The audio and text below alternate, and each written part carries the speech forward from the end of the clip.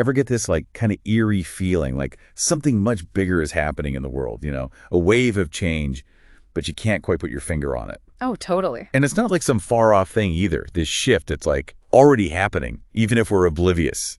At least that's what the blog argues. And honestly, I'm kind of starting to see it. It's funny you should say that because the blog dives into this whole idea of unseen forces shaping our lives, going beyond, our everyday choices. Like, what if it's not just us at the helm of our lives? Whoa, okay. So less captain of my own ship, more like we're all on this like massive ocean liner, but no one's got the navigation chart. Exactly. And the blog even uses this phrase, soul's evolution towards home. Like there's this collective intelligence operating beyond what we can even perceive, guiding us along whether we realize it or not. Okay, now that's kind of messing with my head. Have you ever felt that? Like this presence, this dot thing, bigger than us at play? Well, what's really wild is how the blog ties this collective intelligence to more relatable concepts like projections and interjections, for example. Hold up. Let's define those for a sec. Projections, interjections. How do those even fit into all of this? Okay, so imagine you're feeling totally off kilter, at work, in your relationship. It's easy to then project that feeling outward, right? Blame the boss, blame your partner, instead of owning your part in it. So it's like we're holding up this like funhouse mirror to the world. Yeah. Reflecting our stuff, not seeing things for how they are. You got it. And introjection, that's like the flip side. We absorb other people's beliefs, values unconsciously, often, and then bam, we make them our own. Like family expectations, societal norms, even stuff we picked up as kids. Exactly. Ever felt pressured to fit some mold that just didn't feel authentically you? Introjection right there. Man, and the blog saying these things, projections, interjections that can really hold us back from like reaching our full potential. Big time. It even says, quote, our interiors are still owned by some outer authority. Like we're living off someone else's script, not writing our own. Handing over the pen to someone else to tell our story.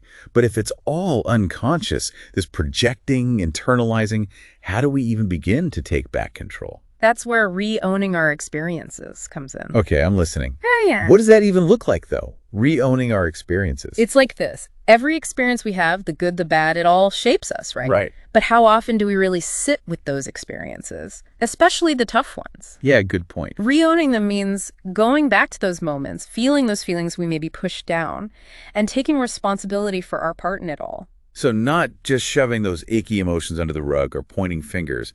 It's more like we lean in and see what's there to learn. Exactly. And the blog actually talks about the importance of discernment, wisdom of self-seen and self-realized experience.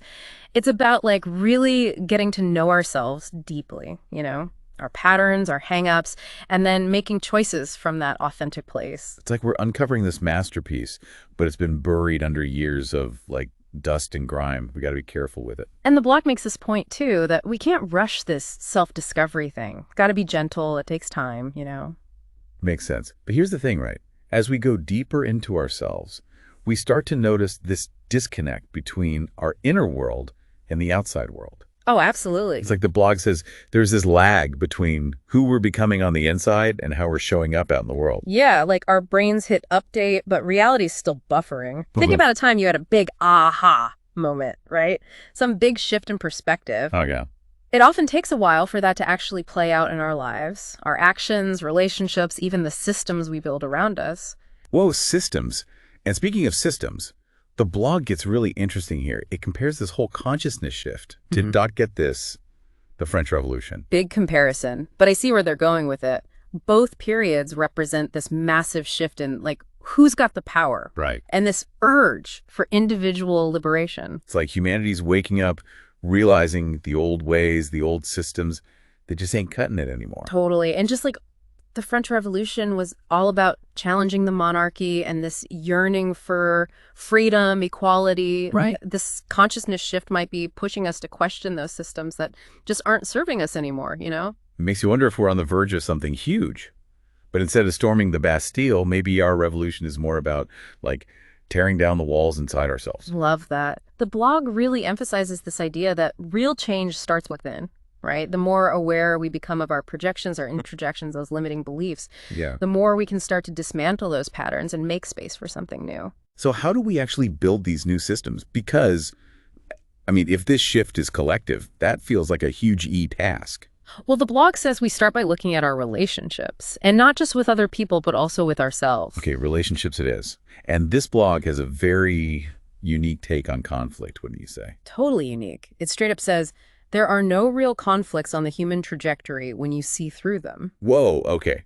Bold statement. I mean, the world seems full of conflict. How do we reconcile that with the idea that it might be an illusion? It's like we're standing on the edge of something massive, right? Yeah. But where do we even go from here? Mm. Thankfully, the blog gives us a few hints.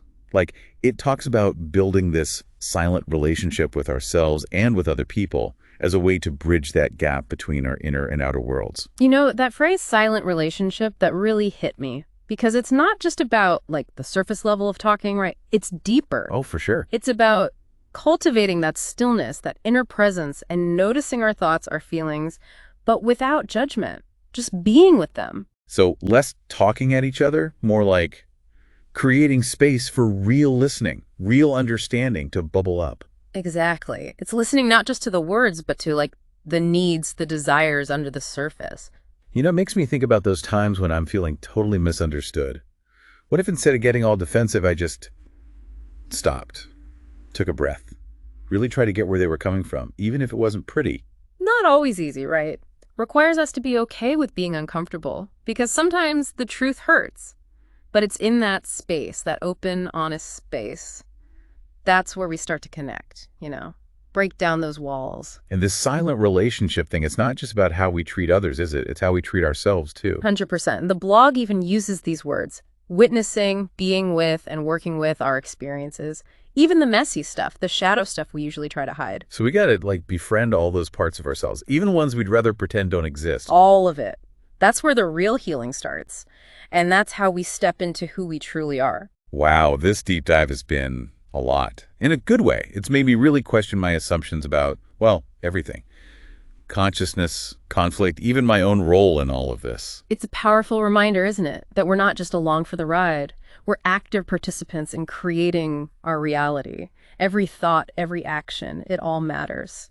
So as we wrap this up, what's the one thing you hope listeners take away from all of this? The blog asks this amazing question at the end. It says, can we learn to come into silent relationship with ourselves and with others? And I think that's it, right? That's the invitation to show up with more awareness, more compassion, and to really, truly listen. It's a challenge, for sure, but one I'm willing to take on. So until next time, everyone, keep questioning, keep exploring, and keep diving deep.